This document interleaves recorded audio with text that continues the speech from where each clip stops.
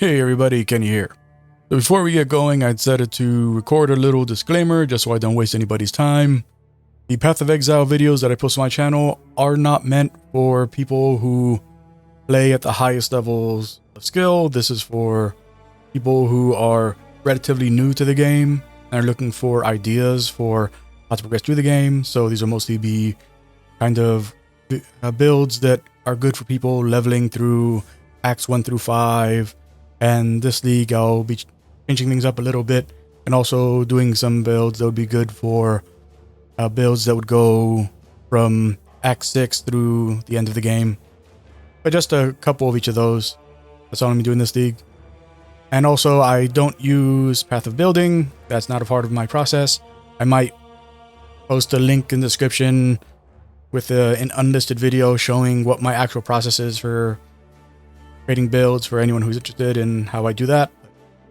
Other than that, I don't want to keep any of you here who aren't interested in that kind of content here any longer than you need to be. So you're stopping by, and those of you who are still here, let's get going.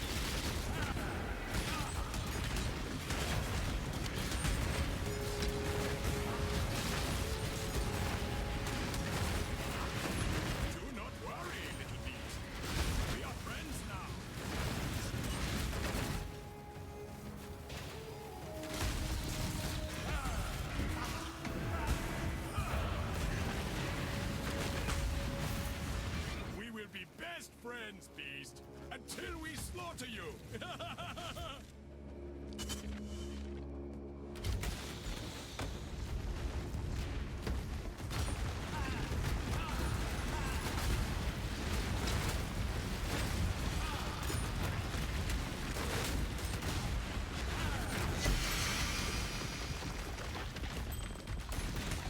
Must have time to gather more.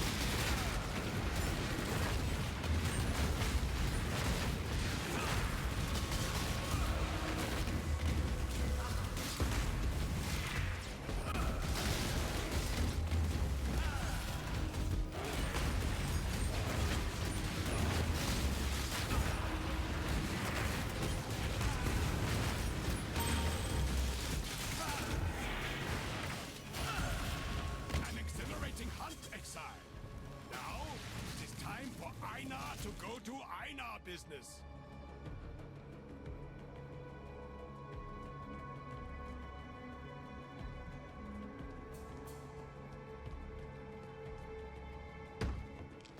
Figured I'd do things a bit different this time. So now that you've seen what the build is capable of, let me introduce you to my Guardian. So this is a character that is essentially set up specifically to take advantage of all of the new things that were added to the game. Well, majority of the new things were added to the game. Not everything, obviously, but good amount. So we're using the new Bellblade and Sacrifice gems along with Vortex in order to give this spell some damage that we wouldn't have without those gems, because there is no damage in this build at all. This is entirely built around sustain for the character, and is something I highly recommend for new players who are trying to get their footing leveling up through the first 5 acts. The reason that I came to this area specifically is that there is a higher likelihood of getting attacked by poison enemies, which is when you saw my health actually dip pretty low. That was the result of the greatest weakness of this character, which is chaos damage. Chaos damage is pretty nasty for any build, but this character specifically has a very tough time with it, mostly because we are essentially stat swapping with this character. What do I mean by that? So in the Ascendancy here, this is a Guardian. In the Guardian Ascendancy, I chose Time of Need. Time of Need does is every 4 seconds, remove any curses and elemental ailments from you, and you regenerate 100% of your life over 1 second. Now, the key word here is that you regenerate 100% of your life. That's very important. What I did is, being the cheeky sod that I am, I went down this way and picked up Eternal Youth. Eternal Youth reduces your regeneration rate 50% and makes it that you have less total recovery per second from leech, but your energy shield recharge instead applies to your life. And then up here, I grabbed Zealot's Oath. It means that life regeneration is applied to our energy recharge. What does that mean? Essentially, using the Vitality Aura, we have a constant source of keeping our shield up. And every 4 seconds, our shield just, well, technically every 8 seconds, our shield just fills up all the way, since by grabbing this, we reduce the efficiency of the way that the Ascendancy passive works. But we essentially make it that we always have pretty much full energy shield. And then, since our energy shield recharge is instead applying to our life, the only real negative we have is that if we get hit by chaos damage, then we have the same issue that happens if you're a class, or not a class, but if you're a build that relies on energy shield to keep you up, then you know what I mean. Because what chaos damage does is it penetrates your shield in order to deal direct damage to your life. And what energy shield recharge, the way that works is that if you've taken any damage, then you will not be generating your shield. You won't be recharging your shield until a certain amount of time has elapsed. So to kind of counter that, I went and grabbed all of the nodes where, of course, we're increasing our energy shield recharge rate, but most importantly, grabbing everything that gives us faster start of energy shield recharge, meaning that we are reaching that point where we start regenerating our life, in this case, much faster than we normally would. So same thing up here, went straight for the Essence Surge, which is it gets us that faster start of our energy shield recharge. And also down here, the Arcane Focus, faster start of energy shield recharge. We made sure we grabbed all of that we could. It's incredibly important for the build and allows us to get our health back up as fast as possible. But once again, we do have the weakness of chaos damage. Now, what you saw there, the scariest that it got was you saw that I almost died. And even though I had flasks, I chose not to use them to show that, you can potentially survive. If you can wait out the status, then you can recharge. But, you shouldn't have to do that, but you can choose to wait it out. Some enhancements you could do here if you wanted to. You could go and grab Mind Over Matter, so you could maybe mitigate some of that chaos damage a little more. In our masteries, I grabbed the Armor Energy Shield mastery that applies a percentage of our armor to chaos damage for that purpose. Also grabbed as much armor and energy shield as I could. I hit up all of these nice nodes for the extra armor and energy shield, and also grabbed this mastery that makes it that we increase the armor and the energy shield of our equipped body armor if all of our gear has armor energy shield on it. And we grab this armor mastery here that increases the amount of armor we have from our boots and gloves. So we have a ton of armor in this build. So tons of armor to mitigate all of the physical damage that we might take. So we see a ton of armor, huge amount of physical damage reduction. Our resistances aren't capped, but we're not bad. I also grab this set of nodes here, which gets us both life and energy shield. And I grab the life inside of here, as well as grabbing as many stats as I could, because with any build, you always want to be stacking as many stats as you can, just because you never know when there's going to be a piece of gear that you really want to wear that has a requirement that you can't satisfy, and you don't have a free affix on the other pieces that would allow you to craft some of the stat that you want. So it's always nice to have extra stats, just so you don't have to think too much on whether or not you need to craft on a piece of gear. Now the equipment itself, as I mentioned, this is all armor evasion. I'm sorry, armor energy shield. However, unconventional armor energy. So the hat here is an actual armor energy shield hat that has some good resistances on it, has some nice regeneration, and that I crafted some extra armor and energy shield increase percentage on. And the chest is actually like I wrote really nice armor on it. So this dread shell here has really nice armor and decent energy shield.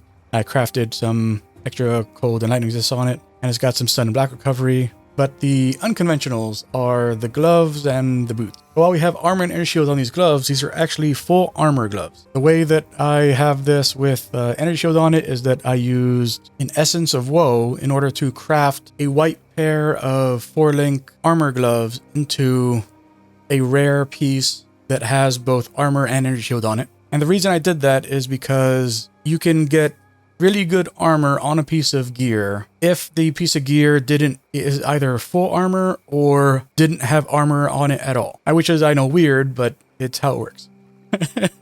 Then the boots, same thing.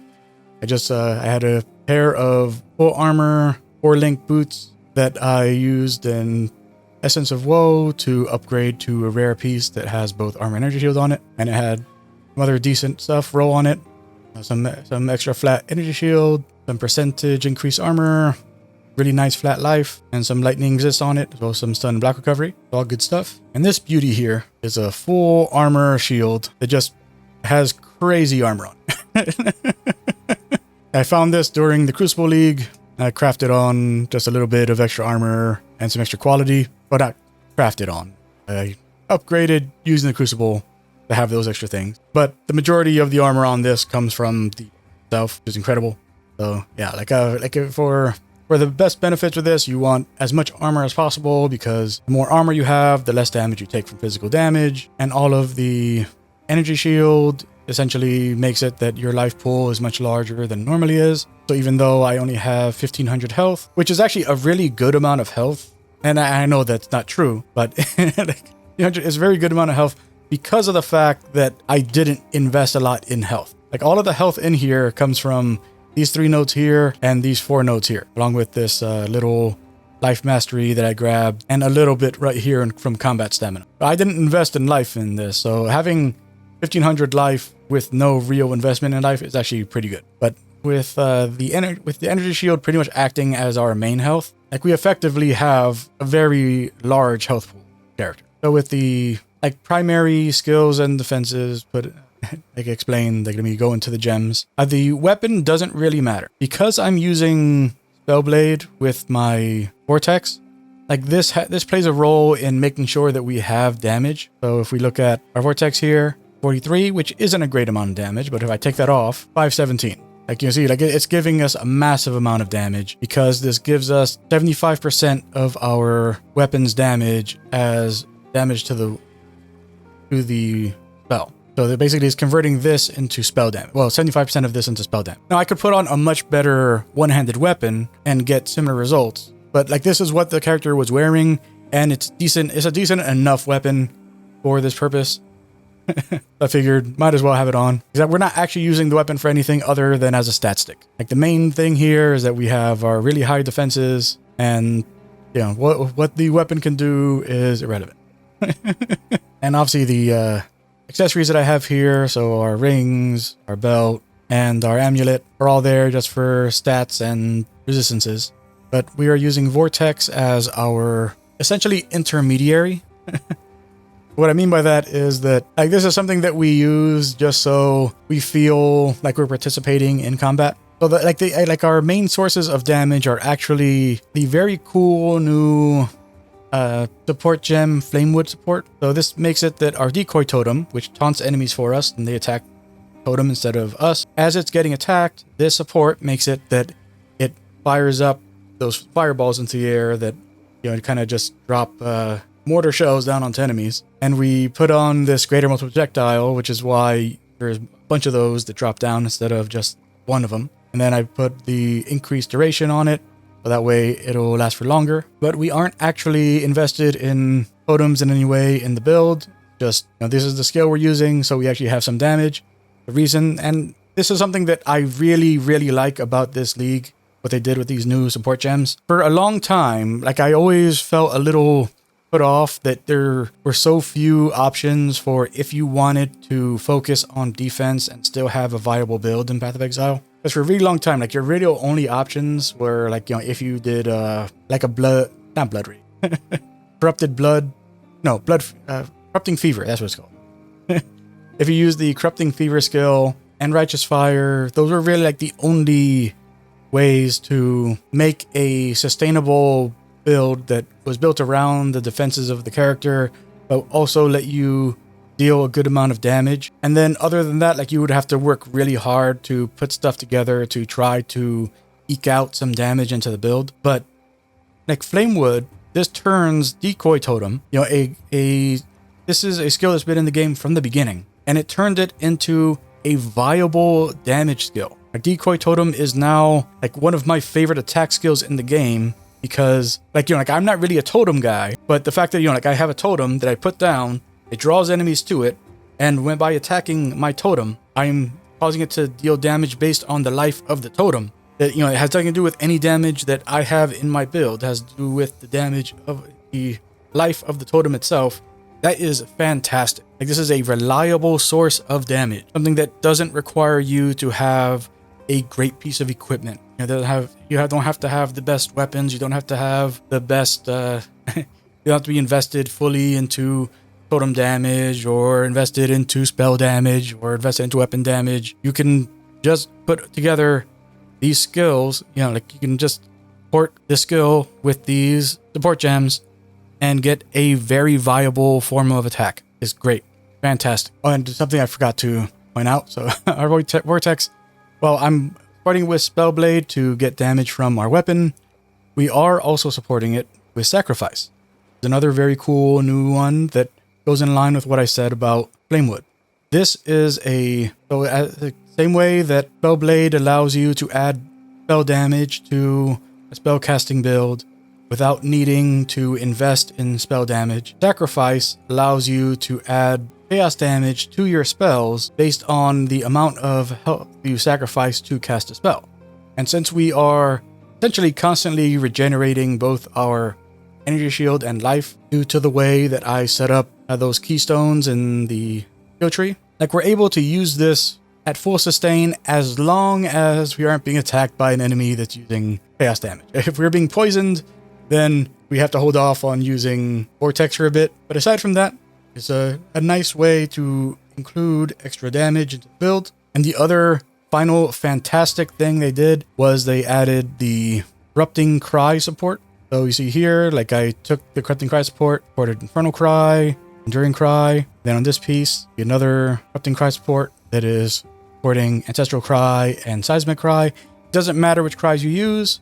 I'm using those because they offer nice utility, but you could also, if you wanted to add some minions to the build, you could go and put General's Cry in here and another skill, and then you could have a Corrupting Cry going and adding corrupted blood to enemies each time you cry, as well as, you know, like having your General's Cry go and, you know, give your enemies a skill to use. You know, like you can do all kinds of stuff. I'm not telling you how to play the game. These are just ideas on stuff you can do with the new stuff they added. And they're both being supported by an increased area of effect support. And just so that I can affect the largest number number of enemies around me. And as I mentioned, I'm using a Vitality Aura, as well as the Clarity Aura, and Frost Blink as our escape skill. That's the entire build.